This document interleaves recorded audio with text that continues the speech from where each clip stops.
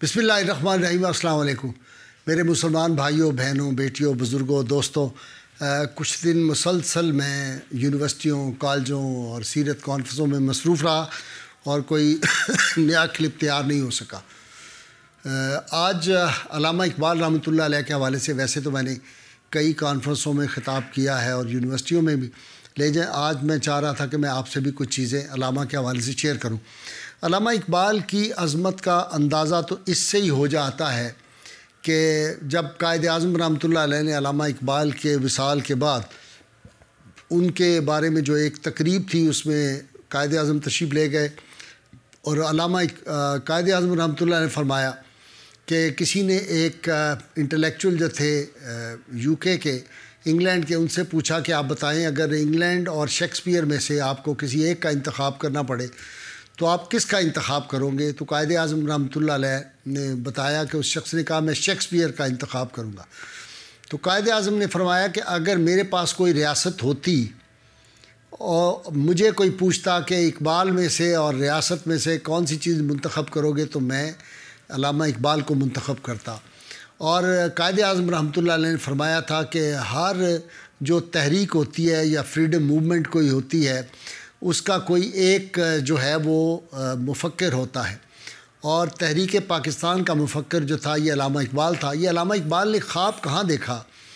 اس کے بارے میں میری شیول نے بھی لکھا ہے اور پروفیسر مسعود الحسن نے بھی لکھا کہ علامہ اقبال ہمیشہ صبح کی نماز داتا گنج بخش رحمۃ اللہ علیہ کے مزار سے جو ملک مسجد تھی وہاں پہ عطا کرتے تھے، اور اسی مسجد میں ایک دن نماز کے وقت ان کو جو تھا یہ خیال آیا کہ ہمیں علیحدہ مملکت کا مطالبہ کرنا چاہیے، اور یہ مسلمانوں نے علیحدہ مملکت کا مطالبہ کر دیا۔ خطبات اقبال میں بھی جس کا ذکر ہے، اور اس کا نام جو تھا وہ کیمبرج کے اس عظیم شخص جن کا نام چودھری رحمت علی رحمۃ اللہ علیہ تھا، انہوں نے پاکستان کا نام جو تھا یہ تجویز کیا تھا۔ پاکستان کے نام کے مجوز اور جو تھے وہ خالق جو تھے وہ چودھری رحمت علی رحمۃ اللہ علیہ تھے۔ علامہ اقبال کا عشق رسول جو ہے ان کی زندگی کا سب سے جو مقصد بڑا ہے، یا اس کو کہیں کہ مغز کیا ہے کلام اقبال اور سارے اقبال کی تحریک کا،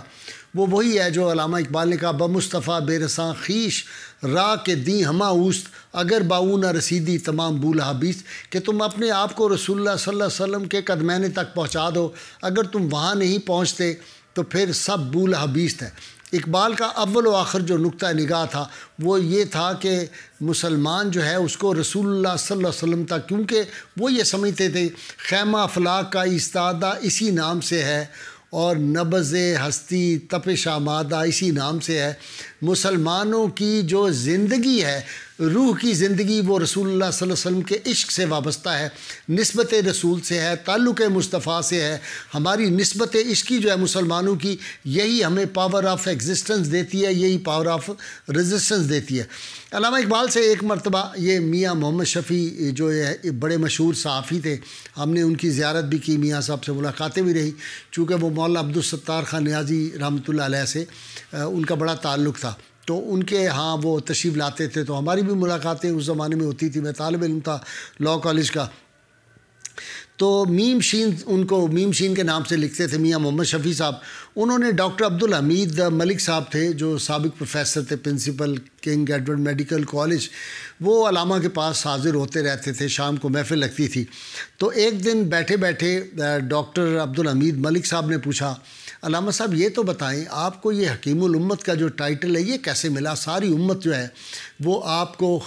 بالخصوص مسلمانان بر صغیر آپ کو حکیم الامت علامہ اقبال کہتے ہیں، تو اس کی کیا وجہ ہے؟ تو علامہ اقبال نے مسکرا کے فرمایا کہ آپ بھی حکیم الامت بن سکتے ہیں۔ انہوں نے کہا کس طرح؟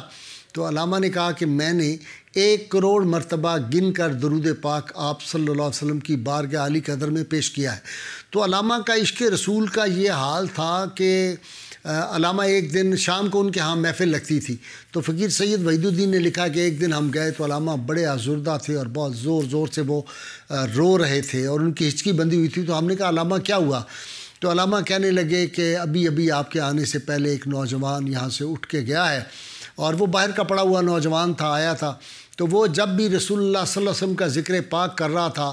تو وہ کہتا تھا محمد صاحب یوں کہتے ہیں، محمد جو پروفٹ آف اسلام ہے وہ یوں کہتے ہیں۔ تو علامہ نے کہا کہ اس قوم کا کیا مستقبل ہوگا جس کے نوجوانوں کو رحمت کونین صلی اللہ علیہ وسلم کا نام ادب اور احترام سے نہ لینا آتا ہو۔ میں اس لیے مایوس ہوں۔ اس لیے کہتے تھے کہ جوانوں کو میری آہ سحر دے، پھر ان شاہی بچوں کو بال و پر دے، خدایا آرزو میری یہی ہے، میرا نور بصیرت عام کر دے۔ علامہ کہتے تھے کہ میں تو غازی علم الدین شہید اور غازی عبدالقیوم کا جب تذکرہ آیا، اور آپ کو پتہ ہے کہ علامہ کی وہ جو نظم ہے لاہور اور کراچی، لاہور سے مراد ہے غازی علم الدین شہید، اور جس نے نتھو رام کو جہنم رسید کیا تھا ان کا نام تھا غازی عبدالقیوم شہید۔ 1935 میں جو تھا غازی عبدالقیوم جو تھے وہ شہید ہوئے۔ تو جب ان کو پھانسی کا حکم ہوا تھا تو لوگ آئے ان کے پاس، کراچی سے ایک وفد آیا، انہوں نے علامہ سے کہا کہ مہربانی کریں وائسرائے ہند سے آپ سفارش کر دیں کہ وہ اس پھانسی کو عمر قید میں بدل دیں۔ تو علامہ نے پوچھا کہ کیا غازی عبدالقیوم جو ہے وہ کمزور پڑ گیا؟ ان کا نہیں، وہ تو کہتا ہے میں نے خود نبی کریم صلی اللہ علیہ وسلم کی ناموس پہ اپنی جان کو قربان کر کے اور شہادت خریدا ہے۔ تو علامہ نے کہا کیا میں اس شخص کے لیے کسی غیر مسلم سے وائسرائے سے بھیک مانگوں، جو زندہ رہا تو غازی، مر گیا تو شہید؟ تو علامہ نے پھر وہ جو مشہور اپنی نظم ہے وہ لکھی تھی، جس کے اشعار آپ کو پتہ ہے کہ نظر اللہ پہ رکھتا ہے مسلمان غیور، موت کیا ہے، موت کیا شے ہے، فقط عالم مانی کا سفر، ان شہیدوں کی دیت اہل کلیسا سے نہ مانگ، قدر و قیمت میں ہے خون جن کا حرم سے بڑھ کر۔ اس کے ساتھ ہی علامہ نے فرمایا کہ میں تو یہ بھی نہیں برداشت کر سکتا، میری غیرت ایمانی یہ بھی نہیں برداشت کر سکتی کہ کوئی بندہ میرے سامنے یہ کہے کہ آپ کے پیغمبر اعظم و آخر صلی اللہ علیہ وسلم کی جو قمیض مبارک تھی، کرتا مبارک تھا، وہ میلا تھا یا اس پہ میل لگی ہوئی تھی۔ تو علامہ کا یہ حال تھا۔ علامہ اقبال نے جو آخری اپنا دنیا سے جاتے ہوئے فرمایا وہ بہت دل ہل جاتا ہے، میں چاہتا ہوں کہ میں اپنے بہن بھائیوں بیٹوں کو اس میں شریک کروں۔ علامہ لکھا سرود رفتہ باز آیت کے نائت، یہ بستر مرگ پہ کہہ رہے ہیں، سرود رفتہ باز آیت کے نائت، نسیم از حجاز آیت کے نائت، اور سرآمد روزگار ای فقیر دیگر دانائے راز آیت نایت،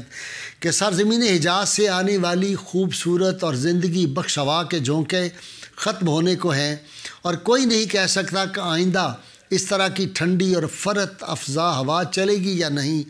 ایک مرد حق آگاہ، اپنی طرف اشارہ ہے، ایک مرد حق آگاہ کی زندگی کا پیالہ لبریز ہو چکا ہے، اس قدر دور اندیش انسان مسلمانوں میں پھر کبھی پیدا ہوگا یا نہیں۔ وہ جو ہے نا دیگر دانائے راز آیت کے نائت، تو دانائے راز اقبال جو تھے